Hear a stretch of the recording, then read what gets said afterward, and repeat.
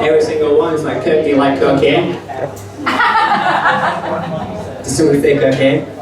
But yeah, you want to stay away from that. It's not good, it's not fun. Don't do drugs, kids, alright? Woo! Definitely. Are you ready for your next performance? Yeah! Come on guys, you can do better than that. Are you ready for your next performance? Alright, yeah, welcome to the stage, Ankita Ghosh. Oh my gosh. You guys are having fun? Yeah! Which districts do you have people from here? What districts are you in? All of them. Like what? Come on, name it. Where are you from? Oh fuck, District 7! Yeah. Guys, a big round of applause for these brave hearts. Yeah. You know, this is serious commitment, right? You can make any long distance relationship work, you realize that? Amazing. You've come all the way from District 7 to here, like amazing. Back there is a young friend of mine who's come here to support me, and he was asking me constantly, so what's your theme for tonight? And I didn't answer him, but now I'll tell you. It's loosely dick themed, because that's my favorite kind of theme. Yeah. Guys, I tend to name things, like people name their pets, and I tend to name stuff around me. And I have a rather creative approach to naming. I had a bunch of cacti, and I named them after Beatles. You know, it made sense, a bunch of pricks making great music. But then John died. And after a while, surprise, surprise, George died too. You may say I'm a killer, and I'm probably the only one. So I thought it's a good idea to relook at my naming strategy and to make it slightly less life-threatening, I decided to call my vibrator Moby Dick. See, if you have read the novel, you'll know that it's the name of a white sperm whale. Clearly tells you about my preference when it comes to sperms. And it occasionally bites, I mean the whale, not my vibrator, not yet.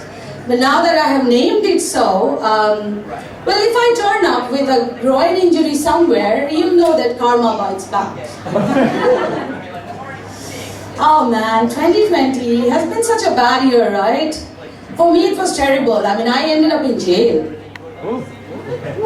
Quarantine, guys. Well, jail food was way worse than jail itself. One of the days I got a beefsteak. You know, I'm an Indian and I know my cows, right? Because in India, cows are considered endangered species, and I love the taste of danger in my mouth. Which is why I give great blowjobs, explosion in my mouth every single time. But the beefsteak that I got had no resemblance to any part of a cow's anatomy, guys. Not even its balls. Yeah, mixed feelings, right? Cows don't have balls. I just write that to make it sound raunchy, and sometimes people fall for it, sometimes I get this. I don't know, I think that beefsteak also exploded a part of my brain because I came out of quarantine and I quit my job. And mind you, I'm neither an English teacher nor a yoga teacher, as some of you might like to think, just because I'm Indian. I had a cushy job in advertising and I quit it, just like that. And immediately I saw the change in my lifestyle. You know, earlier I would never answer calls from unsaved numbers. Now I answer every one of them. Because one of them is going to change my life, right? I can't ignore it. So on the way to come here, I got one of those, and there was this Vietnamese girl who started talking right away, and I could not understand shit. So I stopped her and asked her politely, "Do you speak English?" She asked me back, "Do you pregnant?" I was like, fuck no, I do Rex. Okay, that's my last bit of free advertisement for my former clients. I have to give it to them. They're a fun brand to work with. Talking of losses, 2020 has been a year of losses for me. I lost my dad, which is why I had to go back home and I had to do this quarantine thing. During this trip, my mother also figured out that I'm trying comedy, and she immediately wrote me off. But she's written of all my past lovers, so that was not surprising. But this time she gave me reasons.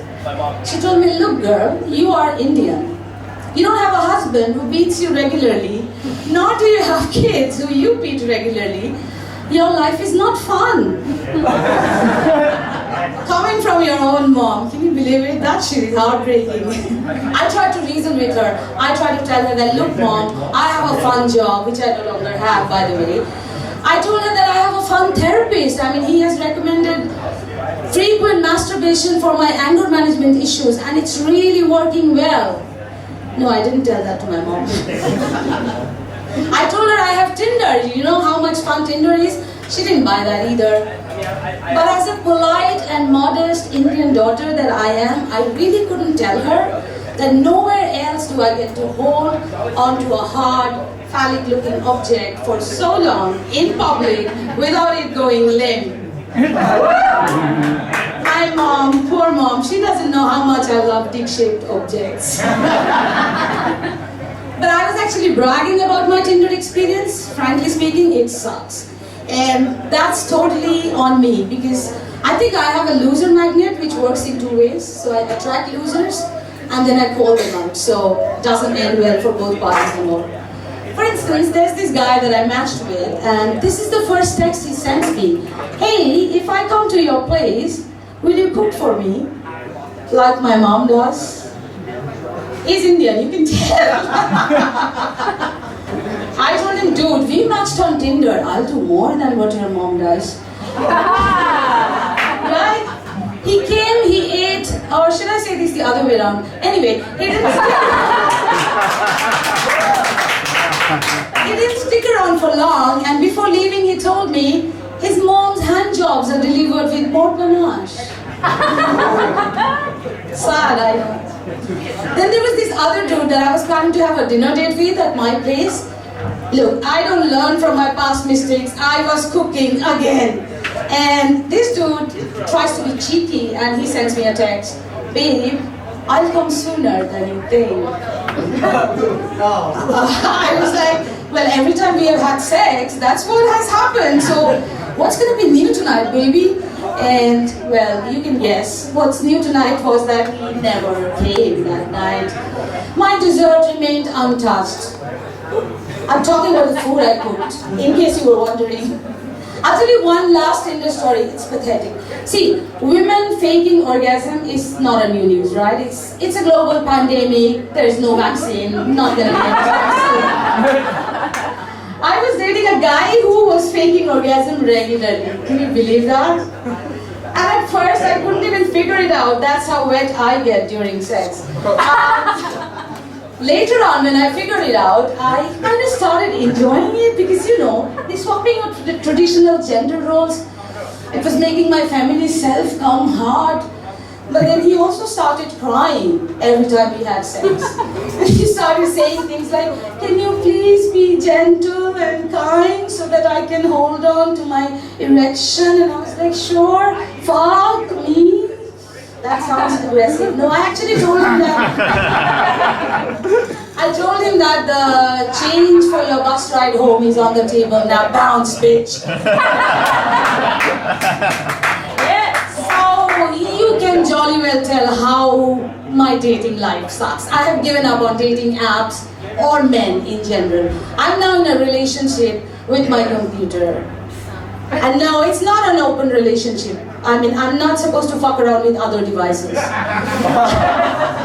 It started as a workplace fling, like, you know, for office goers, most things start like that. I started bringing it home once or twice a week, mostly on weeknights.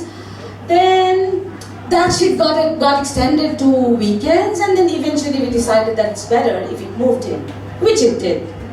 We do shit together, we watch porn, we play sports. It beats me regularly at chess. I went to at kickboxing. I beat the shit out of it. At the beginning of the relationship, it used to stay charged all the time. Now, 6 months down the line, I have to kind of charge it more frequently. But I saw it coming. Because Moby Dick, remember my vibrator? It kind of behaved in a similar fashion. So I think I can confidently say that I have figured out how machines function. I wish I could say the same about men though.